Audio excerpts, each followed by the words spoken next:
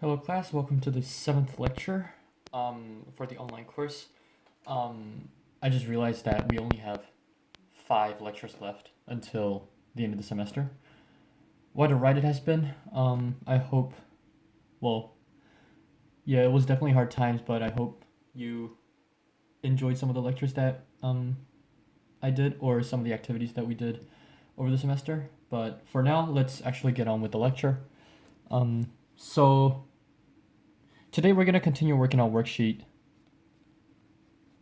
15. All right, so if you remember from last time, we talked about direct proportionality, so things that are directly proportional. So what does it mean for quantities x and y to be directly proportional? By the resolution is, okay, I don't know why the resolution is like this. Okay, so again, yeah, so what does it mean for quantities x and y to be directly proportional? So by definition, it means x over y is going to be some constant k, where we just assume that k is not going to be 0, because if k is 0, then things get really iffy. Like, for example, if k is 0, then we know that x is going to be 0, right?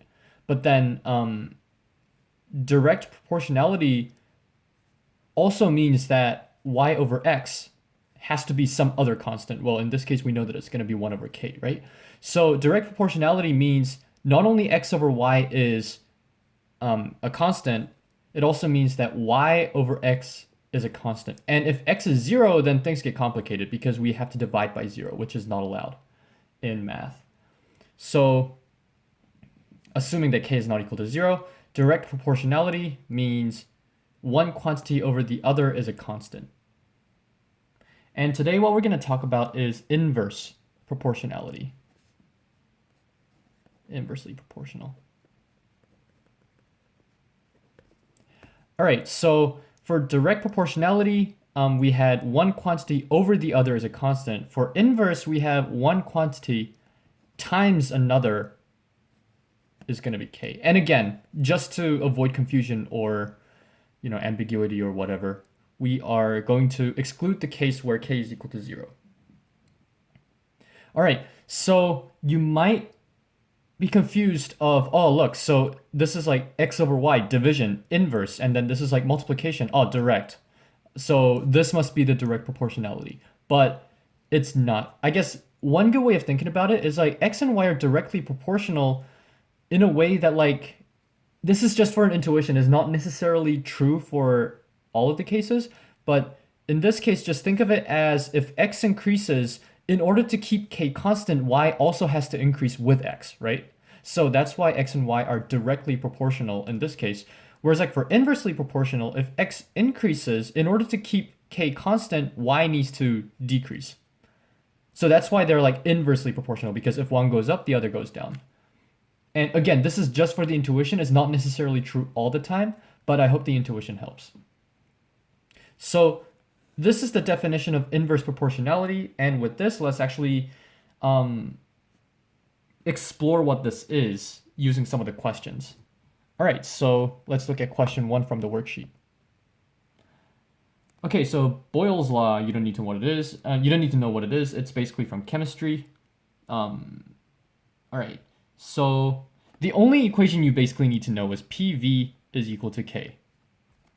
That's basically what Boyle's law is, where P is pressure, V is volume, and K is some constant. We don't know what it is, but it's a constant. All right, and the question is, if you squish the balloon, it pops.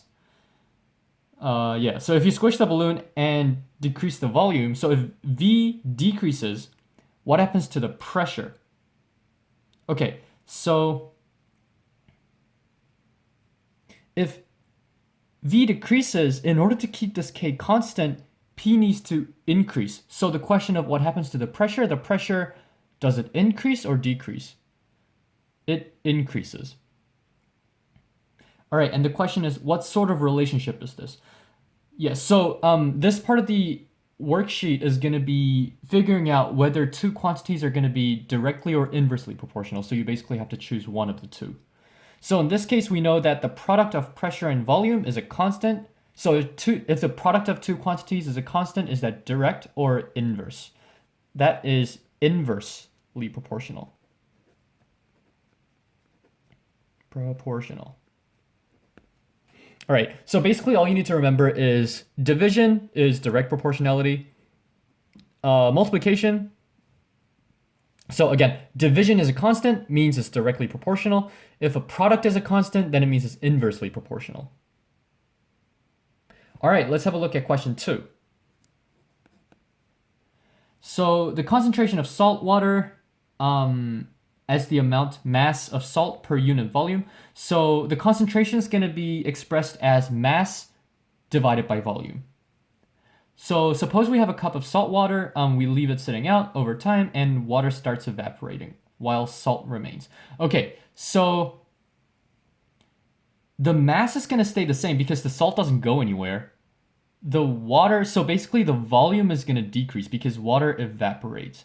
So if volume decreases, our question is, what's going to happen to the concentration?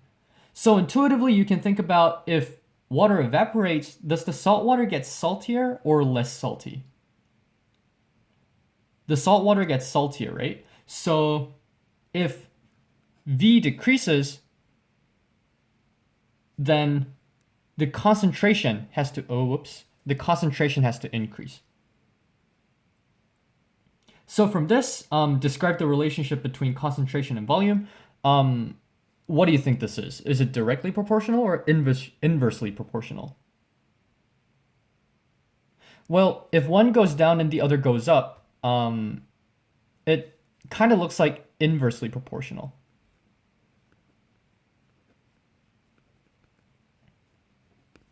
And again, I said this is not necessarily true in all the cases, but intuitively, this is what you might think, that is inversely proportional. And you can actually verify that this is inverse proportionality because, where are we?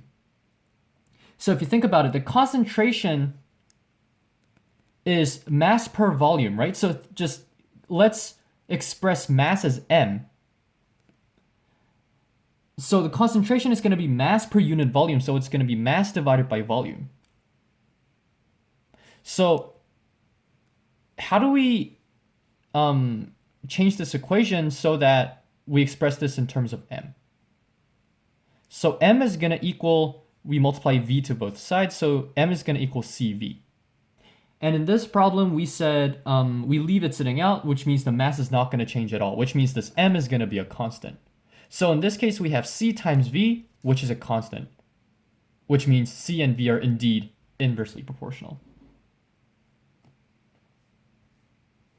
All right, let's have a look at question 3. Question 3 is going to be similar. It's going to be another concentration problem. So suppose we have a different cup. We filled the cup with water and begin stirring in spoonfuls of salt. Okay, so without changing the amount of water. So in this case, instead of not changing the amount of salt, we're not going to change the amount of water. What is the relationship between the amount of salt and the concentration of salt water? Okay, so we kind of have the equation here. And our interest is to see the relationship between mass and concentration. And the V is going to be the constant. So one rule of thumb is make sure the left-hand side is the constant term, or right-hand side. It doesn't really matter, but as long as it stays by itself, that's what you need to do. So in this case, what we're going to do is, or actually, let's use this equation. So from this equation, we want to make V stay by itself because V is the constant. So in order to make V the only variable on the right-hand side, what do we need to do? We need to divide both sides by C, right? And again, we're going to assume that C is not going to be 0, blah, blah, blah. But anyways, so if we divide both sides by C, we're going to get M over C is equal to V. So here, what's the relationship between the amount of salt and the concentration of salt water? The division, or the quotient of one over the other, is a constant, which means this is going to be direct proportionality, so directly proportional. All right, so by now, hopefully you're getting the hang of this.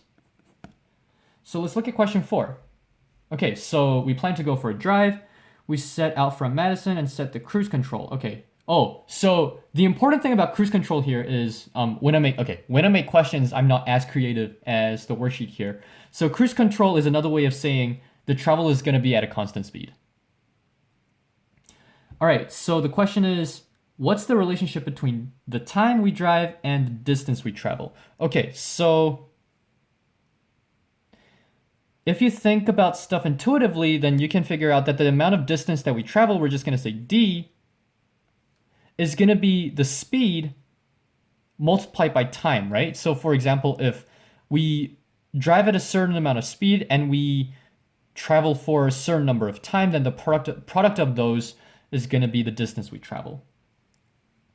So think about this distance. I guess one good example is going to be, let's say, if we drive at 5 miles per hour, more like, well, not really walk. Like, this is way too fast to be a walk. But anyways, let's say we drive at 5 miles per hour and we drive for 2 hours.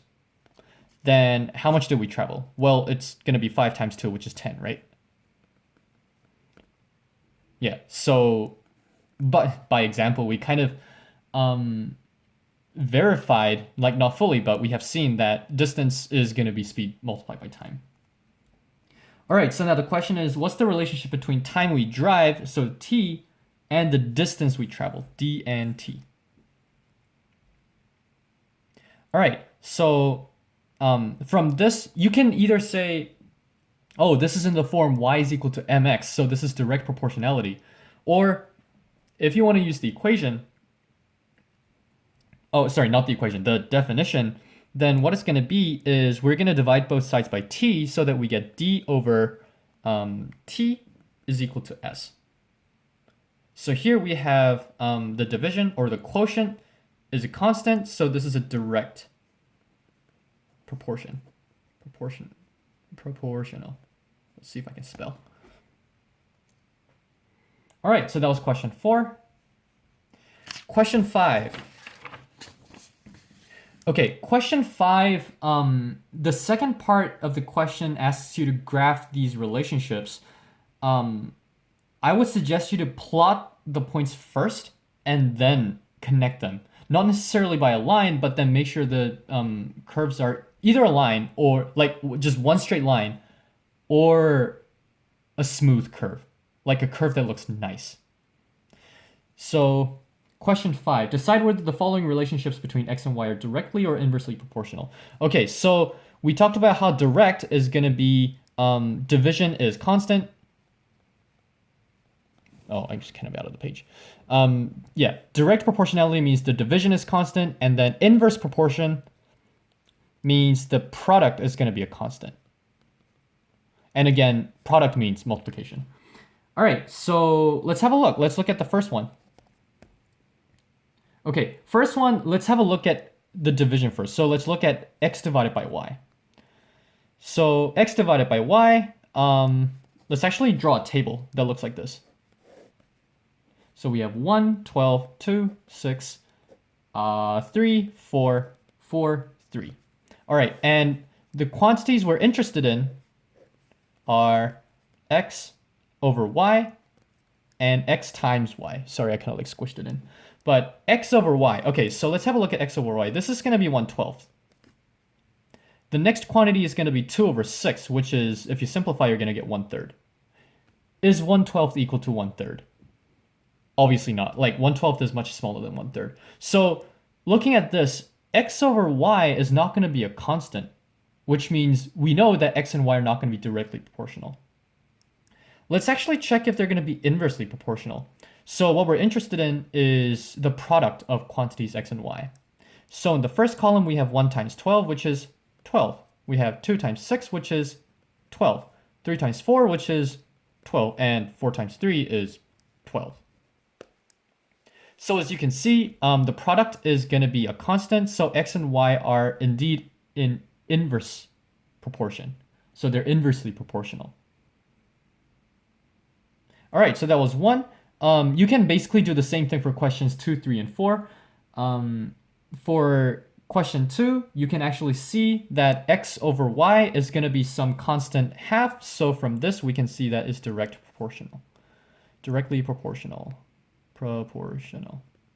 Yeah, I'm going a little too fast in this. I would suggest you to pause the video, work out the questions on your own, and then look at the solutions on the video. All right. The next thing we have is x over y is going to be some constant -1. So this constant doesn't necessarily have to be positive. The only thing we have to worry about is when this constant is 0. If it's negative, it's perfectly fine. So from this, we can see that the division or the quotient is a constant, so this is direct proportionality. I can spell. Proportional. There you go. All right, and then question 4, to finish this part off, we got x times y is equal to -16. So again, the product doesn't necessarily need to be positive. As long as it's not 0, we're fine. So negative numbers are fine. So looking at this, we have the product, which is a constant. So this is inverse proportion. Proportional. All right, so I hope these questions actually made direct and inverse proportion pretty clear. Let's look at question 6. So question 6 is kind of in depth. So let's have a look. There's a rule of thumb for deciding whether a proportion is direct or inverse, which says direct proportionality is when one quantity goes up, the second goes up too. So if one increases, the other increases. The inverse proportion, however, is where one goes up, the other one goes down. So the question says, what do you think? And why is this not always true? So it basically gives you an answer. It's not always going to be true. I mentioned this before I actually went on with solving the problems. Let's have a look. Let's look at some of the tables. Let's look at 5.3. So in 5.3 we have x, y, 1, 2, 3, 4, and the y values were -1, -2, -3, -4. So in the previous question, we said that x and y are going to be in direct proportion, right? This is kind of out of the page. Yeah, they're going to be directly proportional. But then let's have a look at x and y. When x increases, does y increase as well? Well, it seems like it's increasing because we have that 1, 2, 3, 4, but then they're all negative. So y is actually decreasing. So it's not necessarily true that direct proportionality implies that increase in x also means increase in y. It is possible for direct proportionalities to have increase in x while decrease in y. And if we graph it, it's actually going to look something like this. So it's going to be a line that goes through the origin. Since it's a line, it's still going to be a proportional relationship. And this reminds me, I forgot in question 5 to graph these relationships. So again, I ask you to plot the points and then connect the dots. So I've basically done question 3 for you. It's going to look something like this. This is 5.3 and 5.3. All right, and then let's have a look at 5.2. Nope, sorry. 5.1. 5.1. All right. So for 5.1, for inverse proportionality, I'm just going to tell you what the shape is going to be. The shape is going to be somewhat like this. So these are what's called hyperbola. So if x increases, so if x goes to infinity or if x gets extremely big, then y is going to get extremely small so that it gets really close to 0. That's basically what hyperbola is, or inverse proportionality is. If one goes extremely big, then the other one's going to go extremely close to 0. So this is 5.1. I encourage you to finish graphing question 2 and question 4. Sub-questions 2 and 4 of question 5. All right, so question 6. So we finished up to why is this not always true? The other questions are why is it still a useful rule of thumb? Well, in my opinion, it's still useful in a way that in real life, we don't actually encounter a lot of negative values, you know? Like some of the real life questions we had, like distance or concentration or mass, what else do we have? Like volume, pressure, they're all going to be positive. So once we know that, we can still use the rule of thumb, because the only time the rule of thumb breaks is when this constant is negative. Like this case, for example. So the question of how would you adjust it to make it precise? I guess the easiest way of doing it is like, given that the constant is positive, direct proportion means x goes up, y goes up, and inverse means x goes up, y goes down. All right, so that was question 6. Hopefully in this video I can cram in questions 7 and 8. So question 7 is another real life problem. So question 7, it takes Jim 12 hours to paint a house. Okay, so Jim plans to hire some help. Assuming the help can paint at the same rate as Jim does, how long does it take to paint a house if Jim hired one additional person to help him? Okay, so it takes Jim 12 hours to finish painting. All right, so if he hires one more person, then 2 people are gonna work, right? So the work rate is gonna be twice as fast. Like intuitively, you can think about if there are gonna be 2 people, then we can actually get twice as much work done. So instead of 12 hours, how long is it gonna take? Well, if we have 2 hours, the work is gonna be twice as fast, so it's only gonna take 6 hours, right? This is question 7A, by the way. So 6 hours for one additional person. For 2 additional people, there are going to be 3 people, right? So the work rate is going to be 3 times as fast. So instead of 12 hours, it's going to take 4 hours. And 3 additional people, so we're going to have 4 people. And the work rate is going to be 4 times as fast, so we're going to have 3 hours. And then 4 additional people, we're going to have 5 people, so the work rate is going to be 5 times as fast, so it's going to be 12 divided by 5 hours. So I hope you can see the pattern. Question B, what is the relationship between the total number of people painting and the time it takes to finish the house? So I am pretty sure you could have guessed from part A, but so this was when 2 people were working, this is when 3 people were working, this is 4, and this is 5. So from this, you can see that the 2 quantities are going to be in inverse proportion.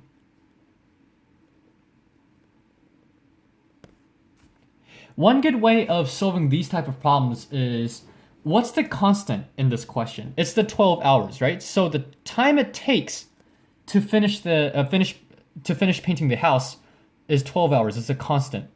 Now, think about how are we going to get this constant from the 2 quantities, total number of people painting it, and the time it takes to finish the house? Like, do we have to multiply the total number of people times the amount of time it takes to finish the house to get 12 hours? Or is it the total number of people divided by the amount of time it takes? So I guess that's the intuitive mindset you might want to have in solving these questions. Identify what the constant is and think about how you can actually get this constant from the 2 quantities we're interested in. All right, question 8. I'm kind of running out of space, but hopefully I can finish this real quick. Jim and his son Charlie mow lawns. If they mow at the same time, so together is going to be 1 hour to finish 3 lawns. If Jim mows for half an hour, so Jim half plus Charlie 2 hours. So they do it at different times. Again, they can mow 3 lawns. So basically, mowing for 1 hour together is going to be the same amount as Jim mowing for half an hour and Charlie mowing for 2 hours. How many lawns can Jim mow in 1 hour? Okay, so that's the question. All right, so together in 1 hour, they can mow 1 lawn. So in this case, the way you can think about it is the amount of lawn that can be mowed when Jim and Charlie actually work on mowing together for half an hour is going to be half of what is mowed here, right? So here we mowed 3 lawns. So here when Jim mows for half an hour and if Charlie mows for half an hour, it's going to be 1.5 lawns. What's left? 1.5 lawns. And from here, how much time is left? Charlie needs to mow for 1.5 extra hours in order to mow the leftover 1.5 lawns, right?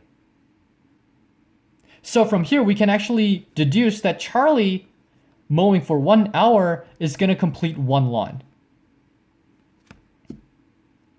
So together, if they can complete 3 lawns in 1 hour, and if Charlie can mow 1 lawn in 1 hour, how much can Jim mow in 1 hour? Jim in 1 hour. Whoops. Well, it's going to be 3 lawns minus the 1 lawn that is done by Charlie, right? So how many lawns can Jim mow in 1 hour? It's going to be 2 lawns. Okay, hopefully question 8, the solution made sense. The question itself is actually pretty hard, but I guess if you think about this idea, then maybe the question is going to be a little simpler.